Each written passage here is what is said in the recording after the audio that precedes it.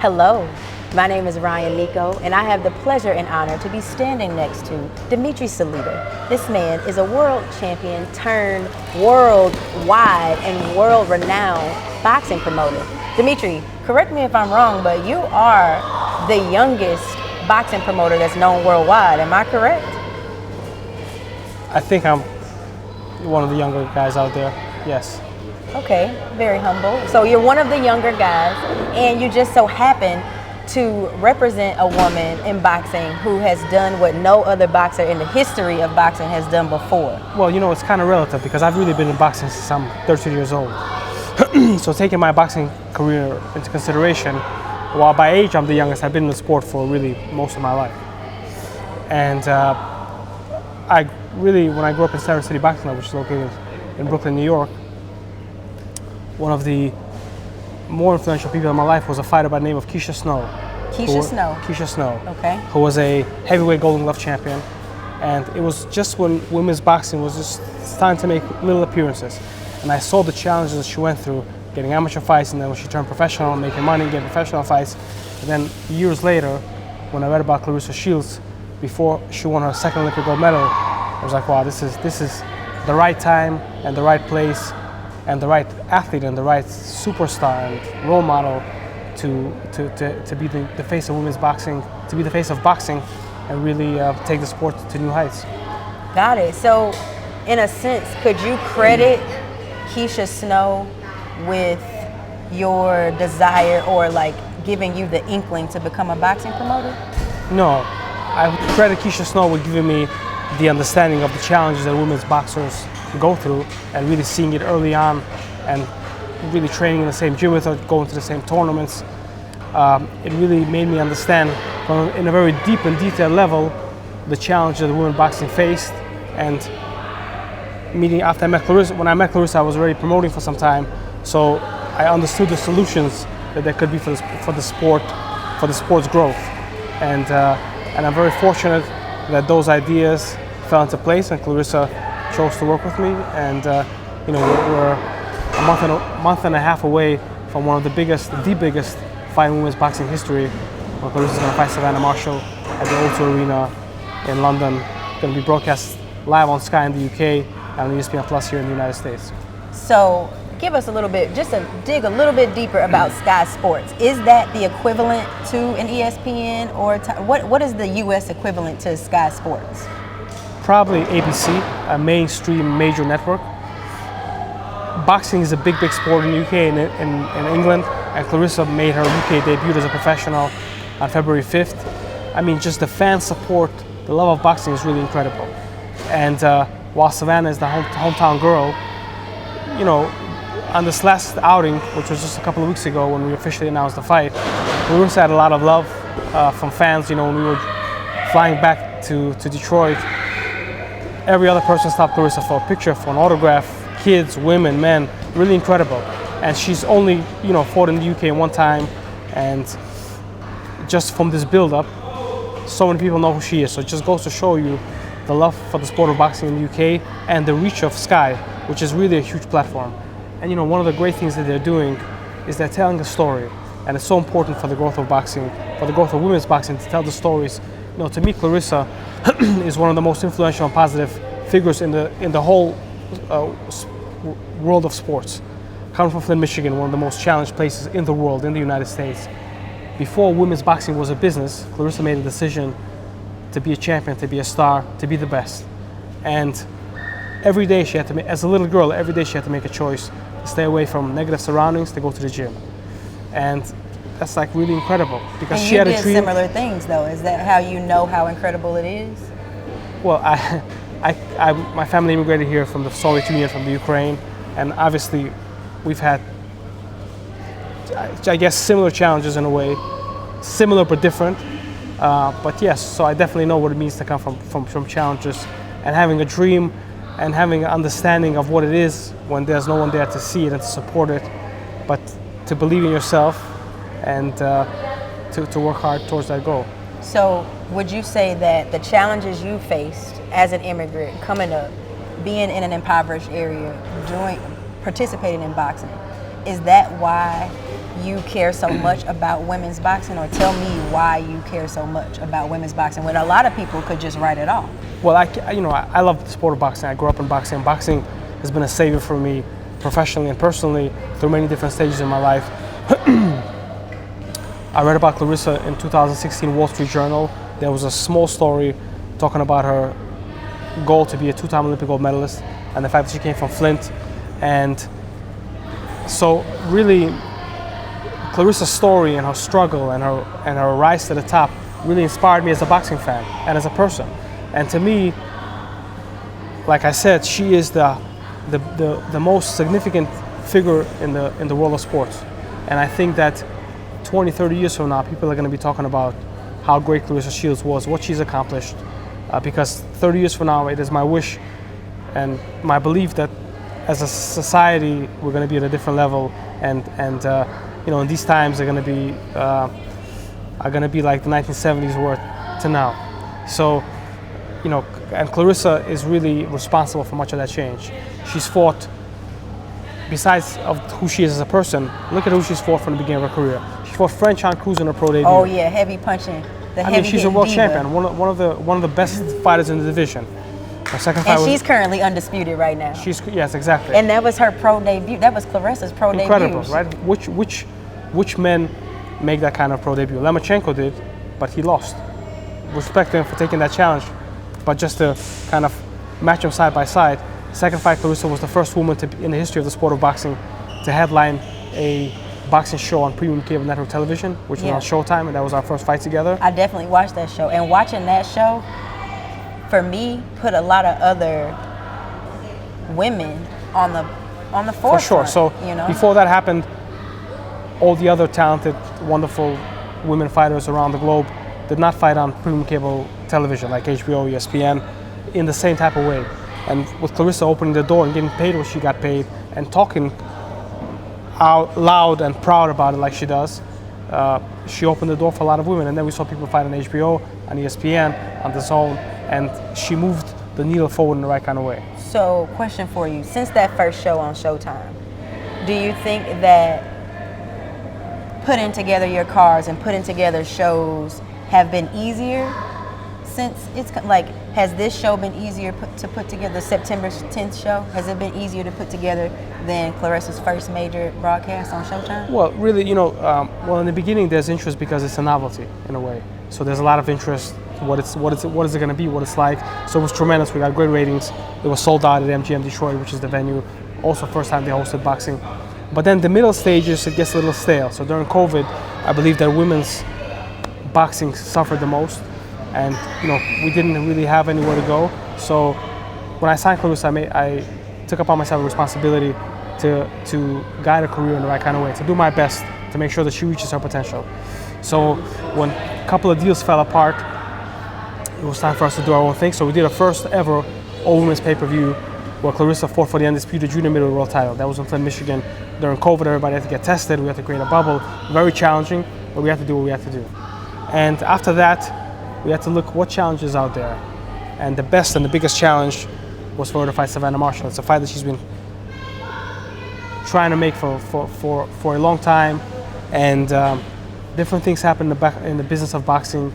And I felt there was an opportunity for us to make a deal with Sky and Boxer, who's their exclusive promoter. And I made some calls, and they came to fruition and were positive. And actually, the conversation to make this fight happened a year ago, literally a year ago.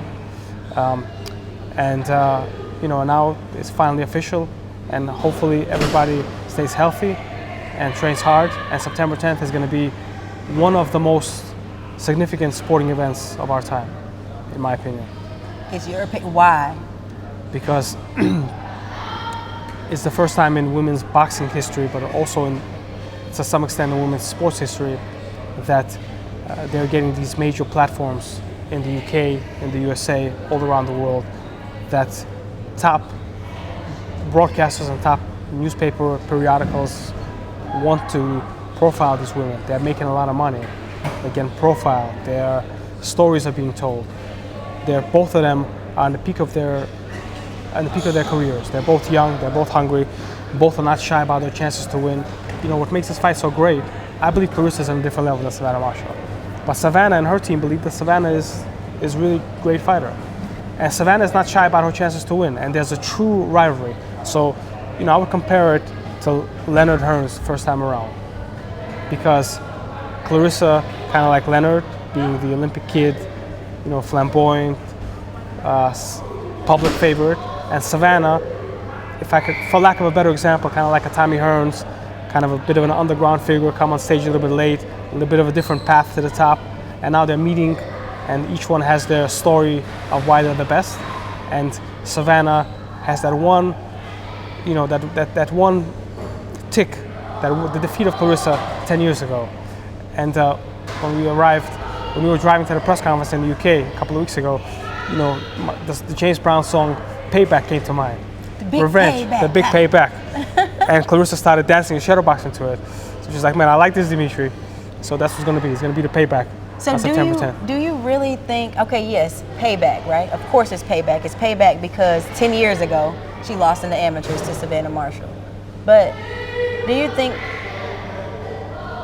Clarissa really has the spirit of revenge inside of her for this fight? She does. She is taking this fight very seriously. We saw today, to me, so far away from the fight, this is the sharpest I've ever seen her look. She looks sharp, she looks focused, she's inventing new things. So I believe that Clarissa is in a great space. However, and Clarissa as an athlete is going to do what she has to do to be the best. But this event is bigger than both of them. It's bigger than just this fight because of what it does for women's empowerment, for women's sports, not just for boxing. Because, positive things have a ripple effect.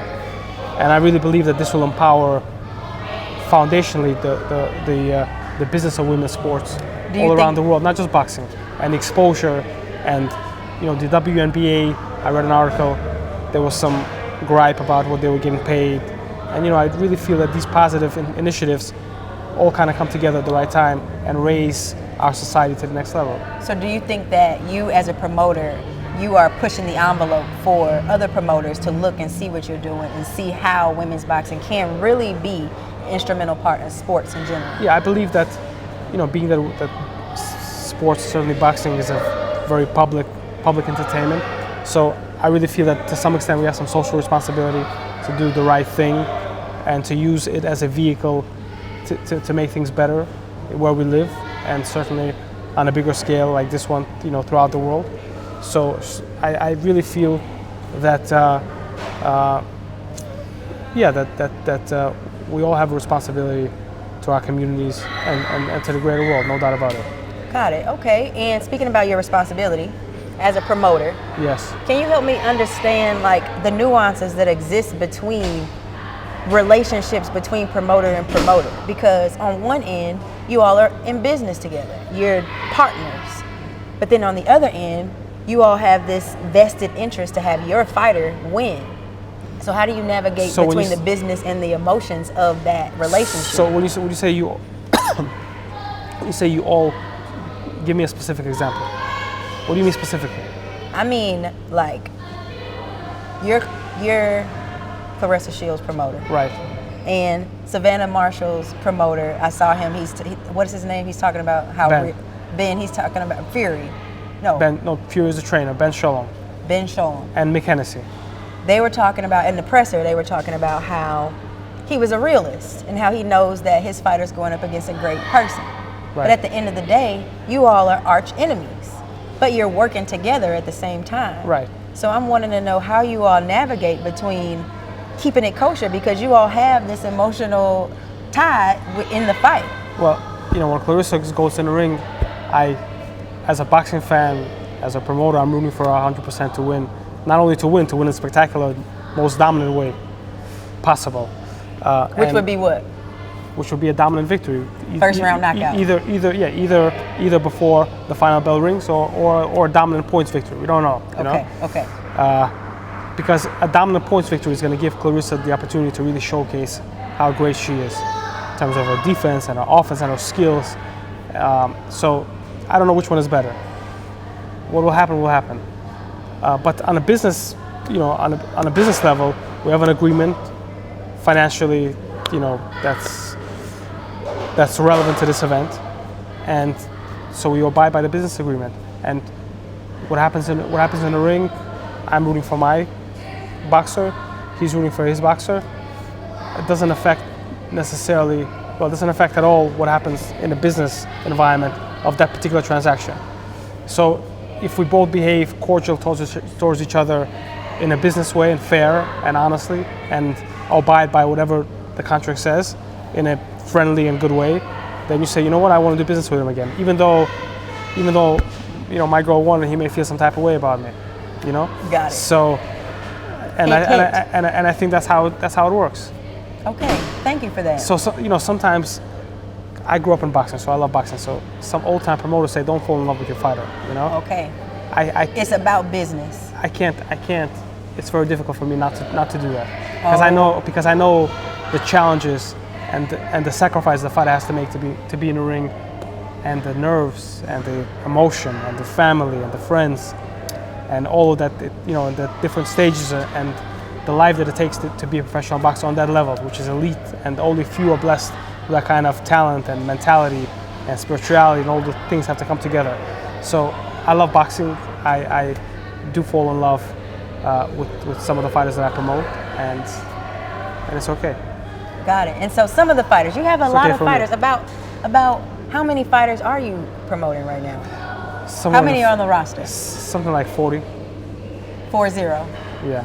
40 boxers. Yeah. That's amazing, right? It's great. So do you feel like you're a pro in the game? Are you a vet in this game? Or is there room to grow? Are you a baby in the game? Where do you feel like you lay on the as a promoter, I'm quite young, and I'm not a vet in the game. I'm learning, and I love learning, and I love coming across new experiences and seeing and learning things that I've never seen before, or seeing it from a different angle, and working with different promoters that I've never worked with before. And I also love the sport of boxing. So I'm a vet in terms of I've been in it for over 25 years, from the days that I fought myself to being in the business. So you put your 10,000 hours in? Yeah, times a couple. Okay. But I'm still learning, and I think that, it's funny because sometimes I look at sports like football or basketball, and I look at the way television presents it and the fans, and I think to myself, well, maybe we could use this thing here for boxing. Boxing doesn't have this. So I really feel that if you love what you do and you love your business, you should always be learning. And you should always look for things to improve it and to grow it, and to not be kind of in a box say, oh man, you know what? I did this for whatever. I know, no one can tell me anything. There's nothing to learn. I think that's death, really. That's business death. In any business, I think. So I love the sport of boxing. I love to learn. I love to be around people that are older than me and more experienced than me, and that have accomplished more than me. And to be able to put some of my own experiences from fighting, from being around fighters, from maturing and from growing in everyday life. I really feel that it'll only improve. At the end of the day, it'll only improve the careers of the fighters that I represent. Got it. Well, I thank you so much for that insight. It seems like innovation is in the forefront of your mind when it comes to running your business. So people all over the world should look up to you, is what it sounds like. So I appreciate you taking the time. To talk to me. And best of luck. I'll see you in London, September 10th at the O2 Arena in the UK. And tell Clarissa to do her thing. Clarissa, she knows. Okay. All right. Thank you. See you in London. See you in London.